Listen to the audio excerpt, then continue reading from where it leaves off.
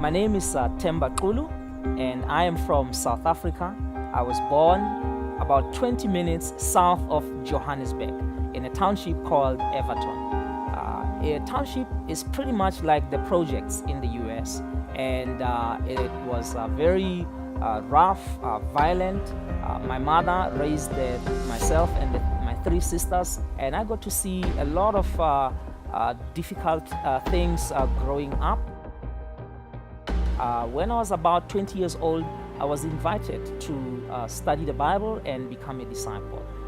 It was really an incredible opportunity just to see how God had been watching out for me, how God had been looking out for me so that I can make it into His kingdom. As a disciple, I applied to South African Airways for an opportunity to be trained as a pilot. I was one of 8,000 applicants, and they only took 16 out of the 8,000 people who applied. I was accepted, and I felt like this was God's blessing for me. Training as a pilot was going to be my ticket out of the townships and out of poverty. I then had the opportunity to move to Australia, where the training was being conducted.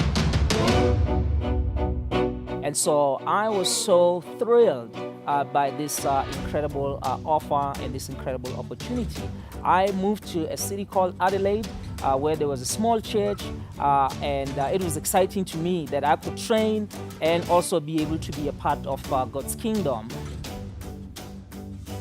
When I came back, I was approached by Onichi Ogwaya and Mike Talivan about considering to be in the full-time ministry. I said no. It challenged my level of trust in God versus what I thought was going to be my ticket out of poverty. I took some time to pray and to process the decision and get a lot of advice. I didn't know what I was doing. I really just trusted that God would figure it out. I took a leap of faith.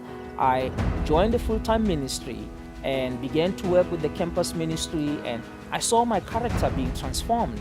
I met my wife in the full-time ministry. God blessed us with our son. I am so grateful when I look back to everything that I have learned about being a husband, everything that I've learned about being a father, about being a leader, has come from these last 15 years of me training in the full-time ministry. I cannot believe what God has done just because I took that leap of faith to trust Him. My wife and I, we lead the church in Pretoria, and God has worked in a powerful way to use me and my family to impact lives in Pretoria. You see, when you come to know God, there is always a cost attached. There is always something that you have to give up in order for you to follow God. The question is, are you willing to pay the cost of obeying God?